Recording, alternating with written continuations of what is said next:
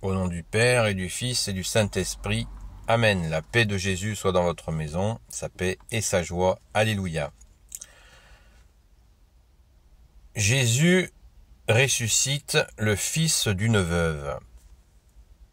Lecture du Saint-Évangile selon Saint Luc, chapitre 7, versets 11 à 17. Un peu plus tard, Jésus se rendit dans une ville appelée Naïm. Ses disciples faisaient route avec lui, c'était toute une troupe. Comme il approchait de la porte de la ville, voici qu'on en emportait pour l'enterrer un fils unique dont la mère était veuve. Les gens de la ville, en grand nombre, l'accompagnaient.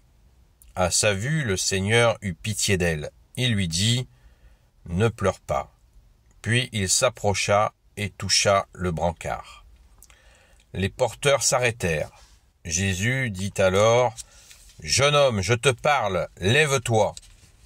Et voici que le mort se redresse, s'assoit et commence à parler. Et Jésus le rend à sa mère. Une crainte religieuse saisit toute l'assistance. Il louait Dieu en ces termes. Un grand prophète s'est levé parmi nous. Dieu a visité son peuple. C'est cela même qu'on entendait dire de lui par tout le pays des Juifs, aussi bien que dans les régions voisines. Alléluia, merci Jésus pour ta parole.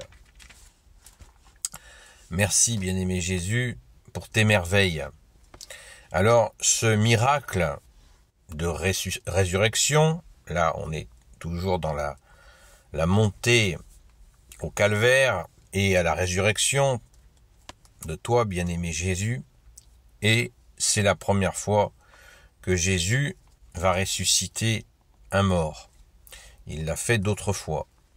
Et puis, tout n'est pas dit, hein. Il faut bien se mettre dans le citron, dans la tête, que tout n'est pas dit. Saint Jean l'a dit lui-même dans l'Évangile, tout n'est pas rapporté. Toutes les merveilles de Jésus, tous les miracles de Jésus ne sont pas rapportés dans l'Évangile. Il y en a quantité d'autres. Il faut bien en prendre la mesure. 3 ans et demi de vie publique, ça a été vraiment un amoncellement de miracles. Merci Jésus, alléluia. Une chose très importante à la lecture de cette séquence d'évangile, c'est que on ne voit personne demander à Jésus d'agir. Les gens allaient enterrer ce garçon, ce jeune homme. Ils allaient l'enterrer, c'était fini. Cette veuve allait être certainement jetée à la rue, car elle n'avait plus son moyen de subsistance qui était son fils unique.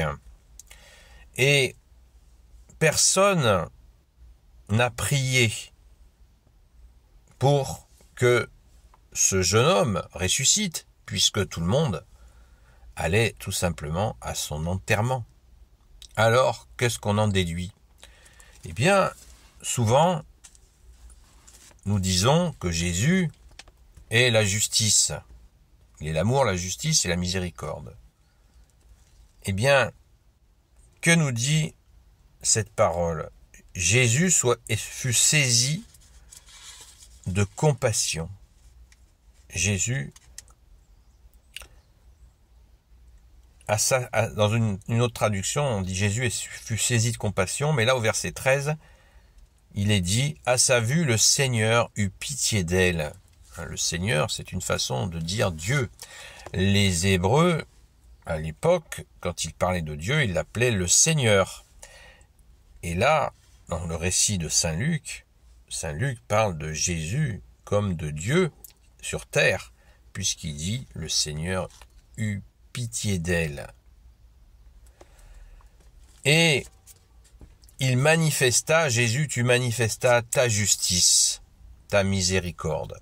Sans que personne t'ait demandé quoi que ce soit, tu vas ressusciter ce jeune homme pour que sa mère puisse garder son fils avec elle et bien sûr son moyen de subsistance. C'est magnifique. C'est extraordinaire. On a un petit peu la même, on a pas un petit peu, on a la même situation avec la femme adultère qui allait être lapidée. Nous avons la même chose. Personne n'a prié pour cette pauvre femme qui allait être lapidée.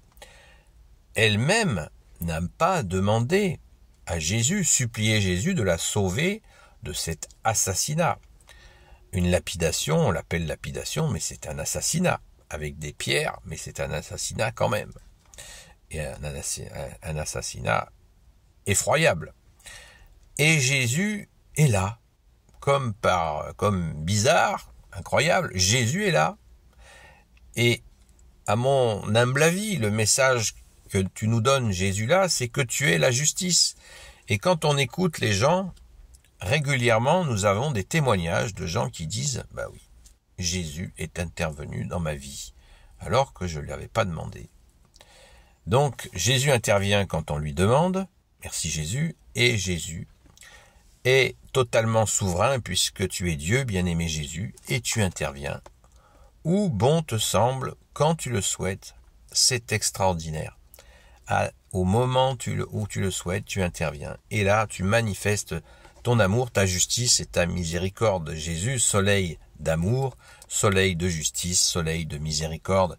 Amen, alléluia. Voilà le message, à mon avis, de cette... bien sûr, nous sommes dans la joie. À chaque miracle, nous bondissons de joie. Notre âme tressaille de joie, car c'est le miracle de Jésus, Fils unique de Dieu, qui nous a baptisés. Nous tressaillons de joie. Mais bien sûr que Jésus veut qu'on réfléchisse. Et à mon avis, c'est la profondeur de cette séquence d'évangile, c'est que Jésus est la justice. Il est la justice de notre vivant et la justice à notre mort où notre âme ira où elle doit aller. On l'espère avec toi, Jésus, dans le royaume des cieux. Alléluia! Béni soit le Père, le Fils et le Saint-Esprit. Amen. Ô Jésus, toi qui peux tout et qui portes tout, toi le Sauveur, toi l'Emmanuel, je te confie toutes celles et ceux qui regarderont cette vidéo ainsi que leurs proches selon ta sainte volonté, ô Jésus. Sainte Marie, Reine des cieux, toi l'Immaculée Conception, toi qui écrases le serpent, toi qui as la lune sous tes pas, toi notre Mère, Notre-Dame, Saint Joseph, toi le juste et le saint, toi le sage, toi la terreur des démons, toi le saint gardien de la Sainte Église catholique apostolique, Sainte Marie-Madeleine, notre chère sainte patronne, et vous, tous les saints et saintes amis de toi, Jésus, Saint Michel Archange qui est comme Dieu, Saint Gabriel Archange, Saint Raphaël Archange et tes anges guérisseurs, et vous tous les anges qui servez Jésus, je vous confie toutes celles et ceux qui regarderont cette vidéo, ainsi que leurs proches, selon ta sainte volonté, ô Jésus. La paix de Jésus soit dans votre maison, et je vous dis à très vite. Gloire à toi Jésus, seul Sauveur.